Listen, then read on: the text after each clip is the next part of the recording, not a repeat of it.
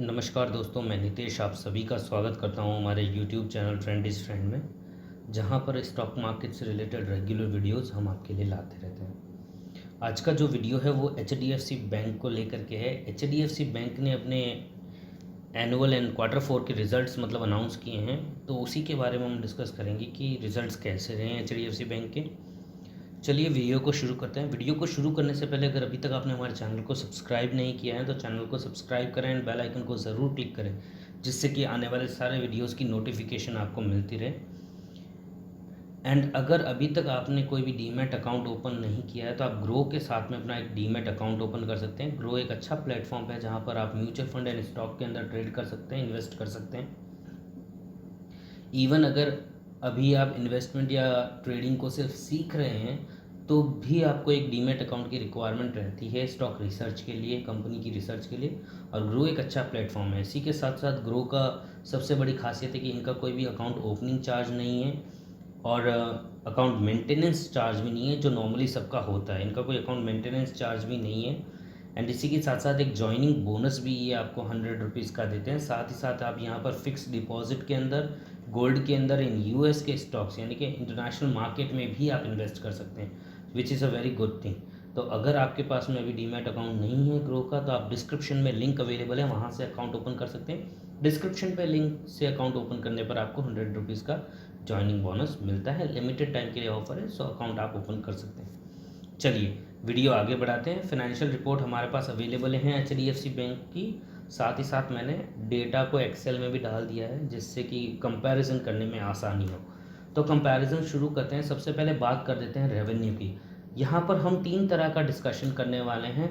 Sequential discussion यानी कि quarter 4 का क्वार्टर 3 के साथ में कंपैरिजन इसी फाइनेंशियल ईयर का। देन होगा year on year quarter comparison, यानी कि इस साल के Q4 का कंपैरिजन इस साल के क्वार्टर 4 का कंपैरिजन पिछले साल के क्वार्टर 4 के साथ में किया जाएगा।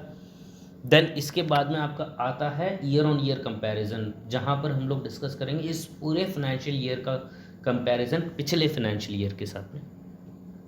तो चलिए वीडियो शुरू करते हैं। सबसे पहले आता है बात रेवेन्यू की। तो रेवेन्यू में अगर सिक्वेंशियली आप बात करेंगे तो 3% की ग्रोथ हुई है। ठीक है, 3% इंक्रीमेंट हुआ है रेवेन्यू के अंदर। रेवेन्यू में ग्रोथ आई है 3% की। अगर क्वार्टर ऑन क्वार्टर बात करें, जहां पर इस साल के Q4 को पिछले साल के Q4 के साथ कंपेयर करेंगे तो आपको 7% की ग्रोथ, 7% की ग्रोथ देखी गई है। एंड अगर ईयर ऑन ईयर कंपैरिजन करें तो टोटल जो रेवेन्यू यानी कि टोटल इनकम जो बैंक को हुई है वो ईयर ऑन ईयर इस पूरे फाइनेंशियल ईयर की अगर पिछले फाइनेंशियल ईयर से के साथ में कंपेयर करें तो 6% की ग्रोथ देखी गई है। These are good numbers actually, है ना। सो कंपनी ने एक अच्छी इनकम ग्रोथ दिखाई है। इसके बाद में आता है कोई भी कंपनी का एक्सपेंस। कंपनी की ओवरऑल जो प्रॉफिटेबिलिटी होती है वो डिपेंड करती है 2 चीज़ों पे। एक तो अगर कंपनी रेवेन्यू बढ़ा रही है, जनरेट कर रही है ज़्यादा से ज़्यादा, और अगर वो कंपनी अपने एक्सपेंसेस को कम करती जा रही है। तो यही चीज़ बैंक ने दिखाई है, HDFC बैंक ने। अगर आप देखेंगे तो HDFC बैंक का जो सिक्वेंशियल अगर हम देखेंगे तो 1% से बढ़ा है एक्सपेंस, माना कि सिक्वेंशली 1% बढ़ा है। लेकिन अगर year on year quarter comparison करें, मतलब कि इस साल के Q4 को पिछले साल के Q4 के साथ कंपैरिजन करेंगे तो आपको 2% का डिक्रीज दिखाया गया है। 2% एक्सपेंसेस कम हुए हैं। और ईयर ऑन ईयर कंपेयर करें अगर हम, तो वहाँ पर भी हमें 1% का डिप दिखा गया है, यानी कि एक्सपेंसेस कंपनी ने कम किए, चाहे ज़्यादा कम नहीं किए बट एटलीस्ट कम किए, विच इज़ गुड, क्योंकि it is directly going to impact their overall profit. इसके बाद बात कर लेते हैं ऑपरेटिंग प्रॉफिट की। सो ऑपरेटिंग प्रॉफिट जो होता है कंपनी का, तो देख लेते हैं सिक्वेंशली, यानी कि Q3 को अगर इसी फाइनेंशियल ईयर के Q4 से कंपेयर करेंगे तो 5% का इंक्रीमेंट हुआ है, विच इज़ गुड। कंपनी ने ग्रोथ दिखाई है। और अगर क्वार्टर ऑन क्वार्टर कंपेयर किया जाए, यानी कि पिछले साल के Q4 को इस साल के Q4 के साथ में अगर हम कंपेयर करेंगे तो यहाँ पर 22% की ग्रोथ देखी गई है। That is really good. 22% की ग्रोथ बहुत ही अच्छी ग्रोथ दिखाई है बैंक ने। एंड अगर ईयर ऑन ईयर कंपैरिजन करें तो 19% की ग्रोथ दिखाई, which is really good. 19% is a big number. Double digit में कंपनी ने ऑपरेटिंग प्रॉफिट में ग्रोथ दिखाई है। सो वो बहुत ही अच्छा नंबर है। इसके बाद में हम बात कर लेते हैं PBT means profit before taxes. Taxes से पहले कंपनी के क्या रहा, ये टैक्सेस को छोड़ के बाकी सारा प्रॉफिट कंपनी का कितना रहा। तो अगर सिक्वेंशियली यानी कि Q3 को Q4 के साथ कंपेयर करेंगे तो 5% का डिप आया है कंपनी को, मतलब कि लॉस हुआ है, प्रॉफिट कम हुआ है कंपनी का Q3 से Q4 के अंदर। लेकिन क्वार्टर ऑन क्वार्टर यानी कि इस साल के Q4 को पिछले साल के Q4 के साथ अगर हम कंपेयर करेंगे तो 16% इंक्रीज हुआ है PBT, profit before tax, and year on year 12% increase हुआ है, which is really good number. Double digit growth अगर कंपनी दिखा रही है तो ये रियली बहुत ही अच्छा नंबर है। अब यहीं पर हम आपके बात कर लेते हैं कि प्रॉफिट आफ्टर टैक्स यानी कि ओवरऑल प्रॉफिट जो कंपनी को इन द इंटायर ईयर जो ओवरऑल प्रॉफिट हुआ है वो अगर मैं देख लेता हूँ तो सिक्वेंशली अगेन अगर PBT कम है तो PAT तो ऑब्वियसली कम होना ही है। सो PAT में 4% का डिप आया है सिक्वेंशियल, यानी Q3 से Q4 के अंदर डिप आया है 4% का, but that's okay.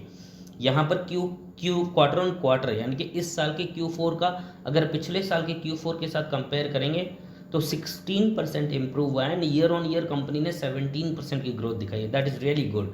Again company ने एक बहुत ही अच्छी ग्रोथ दिखाई है प्रॉफिट के अंदर year on year and quarter on quarter अगर कंपेयर करें तो। सो कंपनी ने ओवरऑल जो रिजल्ट दिया है वो काफ़ी अच्छा दिया है। अगर हम बात करें तो ग्रॉस NPA की बात करें तो ग्रॉस NPAs काफ़ी ज़्यादा बढ़े हैं। आपको पता होगा, जिन्हें नहीं पता हो मैं बता देता हूँ कि सुप्रीम कोर्ट की तरफ से ऑर्डर आया था कि सबसे पहले जो मोटेरियम के कारण जिन लोगों के मतलब कि जिन लोगों के इंटरेस्ट को और उनके टाइम को बढ़ाया गया था कोविड-19 के कारण, उनको NPA में डालने के लिए मना किया गया था, NPA में नहीं डाला गया था। बट उन सब सुप्रीम कोर्ट के ऑर्डर के कारण अब उन सब लोन्स को NPA में डाल दिया गया है। That is why NPAs are very high. NPA बहुत ज़्यादा आए हैं। अगर क्वार्टर ऑन क्वार्टर अगर आप चेक करें तो 19% का ग्रोथ दिखाया गया है, ईयर ऑन ईयर भी 19% का ग्रोथ हुआ है।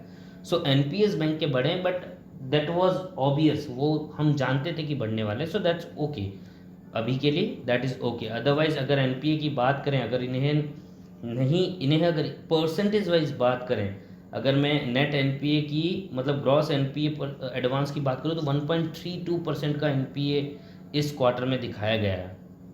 ओवरऑल ईयर में भी 1.3% का ग्रोथ हुआ है। So that was acceptable. वो हम पता था कि ऐसा हो सकता है बिकॉज ऑफ सुप्रीम कोर्ट ने जो जजमेंट दिया है मोटेरियम लोन्स के ऊपर, उसके कारण ये इंक्रीमेंट आया। सो ये वन टाइम इंक्रीमेंट है, that's okay, which is acceptable. चलिए अगर मैं बात करता हूँ कंपनी के EPS की, क्या EPS में इंप्रूवमेंट हुआ है? हाँ बिल्कुल, EPS बढ़ा है कंपनी का पिछले साल का EPS था 49.8 और इस साल का EPS 57.9 था, 9 है। और ये आप चीज़ समझते हैं कि EPS का डायरेक्ट इम्पैक्ट कंपनी के PE रेशियो पे होता है। PE रेशियो का मतलब होता है कंपनी की वैल्यूएशन। अगर आप बात करें ये जो पर्टिकुलर स्टॉक है, हम देख लेते हैं कि अभी करंटली किस प्राइस पे 1400 एंड समथिंग पे ये ट्रेड कर रहा था, जहाँ तक मुझे याद है 1428 रुपीज़ पे। तो अगर मैं जिन्हें नहीं पता हो मैं बता देता हूँ, PE रेशियो किसी भी कंपनी का या स्टॉक की वैल्यूएशन बताता है कि कंपनी का स्टॉक अंडर वैल्यूड है या ओवर वैल्यूड है। तो अगर कोई भी स्टॉक, जो भी स्टॉक है आपका, अगर वो उस सेक्टर के PE से नीचे ट्रेड कर रहा है, अगर उसका PE सेक्टर PE से एंटायर, जैसे बैंकिंग सेक्टर, ये बैंक का स्टॉक है तो बैंकिंग सेक्टर का जो PE है अगर उस PE से नीचे ट्रेड कर रहा है स्टॉक, दैट मीन्स ये अंडर वैल्यूड स्टॉक है, it is good time to invest in the stock. और अगर ऊपर ट्रेड कर रहा है तो यानी कि ये ओवर वैल्यूड स्टॉक है, अभी इतना प्राइस इसके लिए देना सही नहीं होगा। ठीक है, तो हम देख लेते हैं 1428 रुपये का जो स्टॉक है .60 डिवाइडेड बाई यहाँ पर जो EPS निकल के आया है 57.9 EPS निकल के आया है, तो 57.9 से डिवाइड करते हैं तो 24.67 का PE आता है। ठीक है, और यहीं पे अगर मैं बात कर लेता हूँ पूरे बैंकिंग सेक्टर की, अगर बैंकिंग सेक्टर की बात की जाए तो बैंकिंग सेक्टर का जो PE चल रहा है वो PE चल रहा है 24.84, यानी कि ये यहाँ पर आप देख सकते हैं बैंकिंग सेक्टर का, ये NSE की वेबसाइट है तो यहाँ देख सकते हैं बैंकिंग सेक्टर का जो PE है वो 24.84 चल रहा है। तो मतलब कि जो करंट स्टॉक की वैल्यू है वो जितना कंपनी मतलब वैल्यूएशन के हिसाब से बहुत ज़्यादा नहीं है, नॉर्मल जितना अंडर वैल्यूड भी नहीं है तो ओवर वैल्यूड भी नहीं है, नॉर्मल प्राइस पे आपको ये स्टॉक अभी अवेलेबल है। लेकिन जितनी बैंक की ग्रोथ दिखाई गई है और जिस हिसाब से इस बैंक ने ईयर ऑन ईयर पिछले कई सालों से जो ग्रोथ दिखाई है स्टॉक मार्केट के अंदर, तो उस हिसाब से हम इस स्टॉक को इस प्राइस पे भी इसमें इन्वेस्ट करना गलत नहीं होगा। अगर आप देखें तो एक साल में इस स्टॉक ने 51%, 51% की ग्रोथ दिखाई है, 3 ईयर्स के अंदर 47% एंड 5 ईयर्स के अंदर 162% की ग्रोथ दिखाई है। तो विच इज़ रियली गुड, है ना। ये कंपनी ने काफ़ी अच्छी ग्रोथ दिखाई है। इट इज़ रियली एक्सेप्टेबल कि इस स्टॉक के अंदर इस प्राइस पे पैसा डाला जाए। दो it is not a direct advice, मैं किसी को कोई एडवाइस नहीं दे रहा हूँ, जस्ट अपना एक्सपीरियंस इस स्टॉक के साथ में जो मैंने देखा, जो रिपोर्ट है वो आपके साथ शेयर कर रहा हूँ। अगर आप इसमें इन्वेस्ट करना चाहते हैं तो अपने फाइनेंशियल एडवाइज़र से ज़रूर बात कर लें, ताकि आपको सही रिस्क प्रोफाइल के हिसाब से, आपके रिस्क प्रोफाइल के हिसाब से आपको इन्फॉर्मेशन या आपको इन्वेस्टमेंट की राय मिल सके। ठीक है, it is just educational video जहाँ पर आपको हम स्टॉक से रिलेटेड लेटेस्ट अपडेट देते रहते हैं। चलिए, आई होप आपको ये सारी चीज़ें समझ में आई होगी। आई होप आपको ये वीडियो अच्छा लगा होगा। अगर आपको ये वीडियो अच्छा लगा है तो इस वीडियो को लाइक ज़रूर करें, शेयर करें, हमारे चैनल को सब्सक्राइब करें, बेल आइकन को क्लिक करें, जिससे कि हमें भी मोटिवेशन मिलती रहती है नए नए वीडियोस लाने के लिए। चलिए ठीक है, अब अपना ध्यान रखें, सुरक्षित रहें, बाय बाय।